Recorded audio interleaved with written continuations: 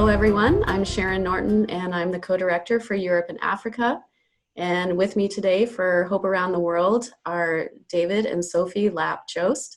They are currently serving in Baumental, Germany. So they've been there not quite a year, but coming up on their 1-year anniversary. David is working with the German Mennonite Peace Committee, and Sophie is working at the local Mennonite church there in Baumental. And they also happen to live in a very interesting kind of community, which we'll talk about in a little bit. So welcome everyone, and welcome Sophie, welcome David. Glad that you're here with us today. So let's just dive right in and talk about how life for you has been changed and affected because of the coronavirus, and some things that you've learned and experienced on that journey. First of all, let's just talk a little bit about the ministries you're involved in with the church and with the Peace Committee. Well, I work at, I'm in an internship role right now at our local Mennonite congregation here. So I've been working on my German this year, and then also figuring out, learning what German Mennonite culture is like, and learning what worship leading and preaching and community engagement looks like in this congregation and in this community. Sehr gut. Mm-hmm. And I work for the German Mennonite Peace Committee, which is one of the organizations of the Mennonite Church here. And I'm also working here in Baumental.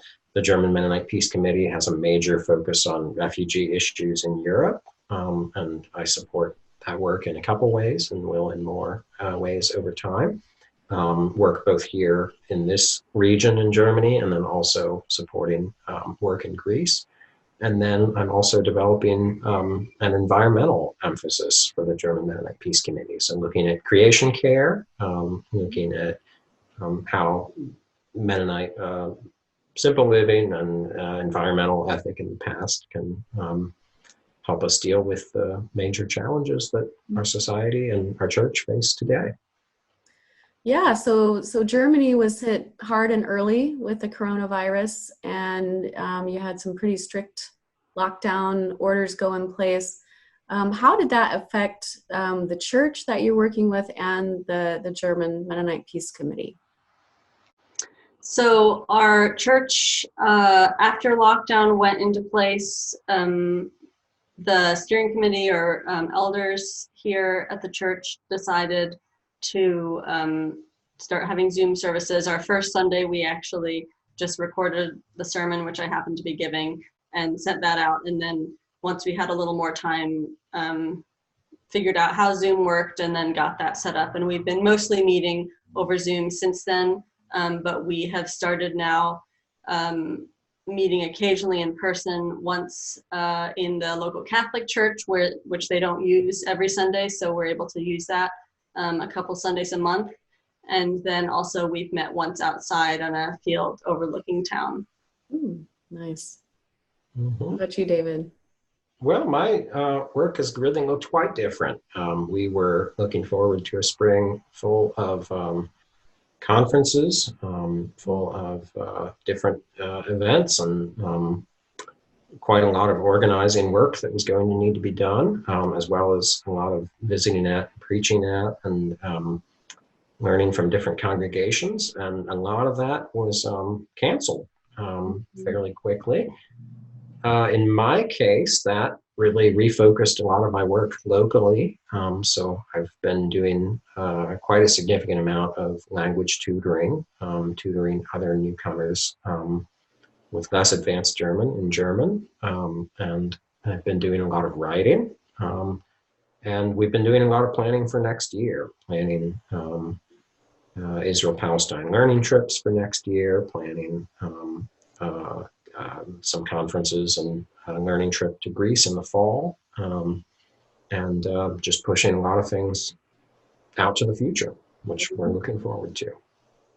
Yes, well, both of your journeys sound similar to many of ours, actually not just here in the US, but all over the world. We're hearing many churches, finding ways to meet virtually and in different spaces and outside, and too, with our staff travel being cut for the foreseeable future due to the coronavirus. Yeah, we tend to be looking forward to, and I don't know, I'm going a little stir crazy some days. How about you guys?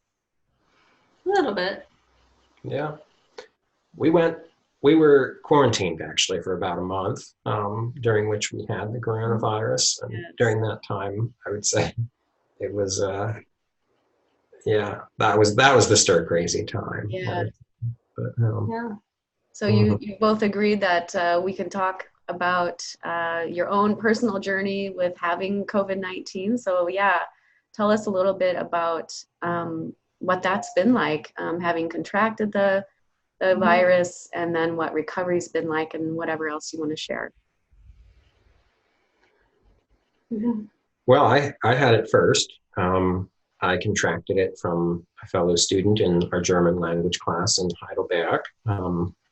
I kind of been kicking myself ever since. I mean, we considered not going into class that week, and the next week we did stop going into class, and then the next week class was forcibly canceled. But in any case, I contracted it. I had maybe about 5 days of really terrible symptoms. I had quite a lot of symptoms, including some pretty rare ones. It was very painful and disorienting, and I was very tired and weak.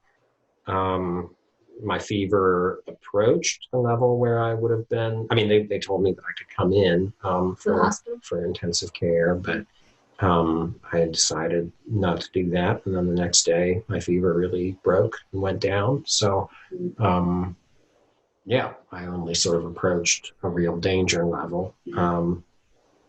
I'm grateful that my COVID-19 seems to have recovered. I mean, that I seem to have recovered completely. My COVID-19 is gone, happily. Good. And that was a period of about a month total, because I remained, my fever kept up for some time, and I continued to have some symptoms for quite a long time. And the quarantine time here has been, or at that point, was 2 weeks after you have noticeable symptoms and have been tested positive. And so almost exactly 2 weeks after David got tested, I tested positive, or I noticed some symptoms. I had lost my taste and smell. And so I went and got myself tested the next day and got my results back the day after that on Easter Sunday. Great. So then I had 2 more weeks of quarantine after that, which I basically had really the taste and smell. Those were the only symptoms that I had at all. I felt totally fine. I didn't have any fevers or any other pain or anything. So that it was fairly easy for me. Unfortunately, I haven't recovered my taste and smell back 100% still at this point. I can taste things and I can smell things, but it's not as strong as it normally would be. It seems to be coming back a little bit more every week, but it's just kind of hard to tell for sure. Yeah. I'm really sorry you both went through that, especially, you were about 6 months into life in a new country, far from home, far from family, and here you are sick with a virus that, people don't really know much about. So I'm sorry that you had to go through that, but glad that you're on the other side of that now. So yeah, you were mentioning a little bit about the community that you live in. And so in German, we call this a Hausgemeinschaft, which is like an intentional community in English. And yeah, let's talk a little bit about how you've experienced that community, especially through your own journey with coronavirus and beyond that. Well, an attraction to us in coming here was that we would get to live here. The Hausgemeinschaft goes back several decades. It was founded by a number of idealistic young Mennonites who just decided that they were going to live together. They hadn't worked out exactly what all they were going to do or to share, but they just decided to start doing it and to work things out as they went along. And that's the advice that they give now to people who come and ask them about intentional communities. Just do what you can work out now, because you'll never get a perfect answer worked out in advance. The Hausgemeinschaft, I think there are 17 people who live here in 2 buildings. Yeah, that sounds about right. And we share a meal 6 days a week. We Lunch. share, lunch, that is to say. And lunch is the main meal in Germany of the day, the hot meal of the day. Yeah. So that makes sense. Absolutely. And we share kind of a small group style time of sharing and praying together on Sunday evenings. We share a lot of food. We have a shared pantry that we all pay about $150 into monthly, and that takes care of our food, our toiletries, a lot of things quite economically. And we have a large shared garden, cherry tree, and apple tree, which are important points for me. And we share a lot of time together in community. And in the Corona time, that was really important. You cannot be with multiple households, but we are one household. And so we were able to continue. Some of the more elderly members were stepped back from that. But we were able to continue pretty well. Yeah. Wow. I think being a part of this community really made a huge difference for us having the virus, because we had to quarantine so carefully. But because we had these people right outside our door, right next door, who could get groceries for us, I got a lunch brought to me every day and put outside our doorstep, so I didn't have to be cooking all the time, which was nice. So we really were being well supported by people, even though we weren't seeing them, in person, except through a window. For 5 weeks. So it was really, or 5 weeks in my case. So I think that really made it a lot easier for us. I'm pretty introverted, so being inside that long wasn't actually that hard for me most of the time. Really, the hardest days were when it was sunny and warm outside, because it was starting to get me around that time. But it still made a big difference to know that there were people there who were caring for us, that we could see them outside gathering together, and we could talk to them and feel like we weren't alone. And there were others in our church community too who lived nearby here that helped get us groceries a few times, or just came and talked to us through the window, and that was really, really wonderful. That's great. So any good surprises that have come of the whole coronavirus crisis and pandemic in Germany? Anything that has surprised you and that you can pass on as an encouragement to others?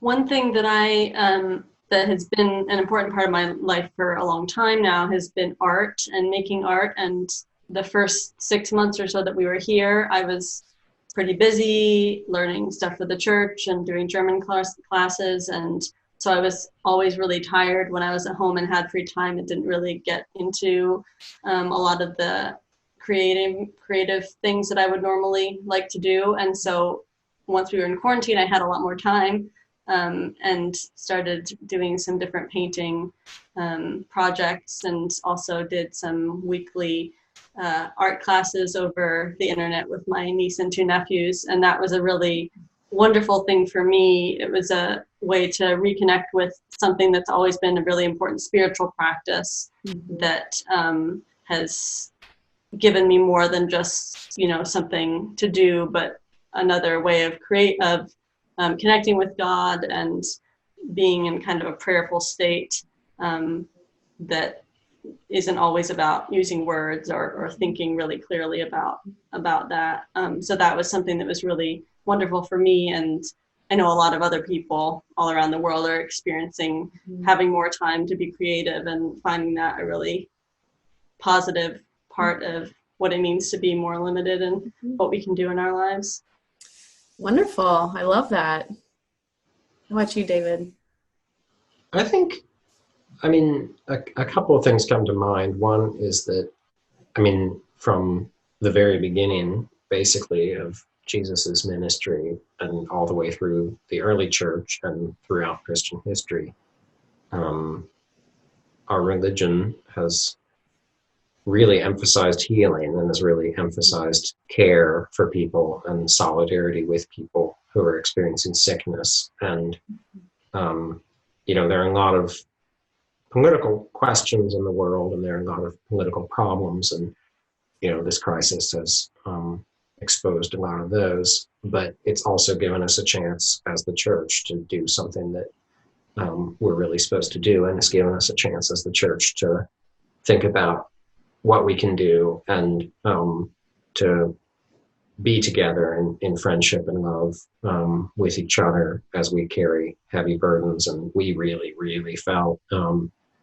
prayed for, because we were very, very prayed for while we were the most we've ever been in our lives, I'm sure, by far. That means a lot that meant a lot to us, and that means a lot to people. And solidarity and being together with people who are sick is healing and is a sign of God's love. So hopefully we can take from the coronavirus crisis, even as we, face these scary economic realities, a call to focus again and more integrally on ways that we can bear burdens with each other and live through these things together.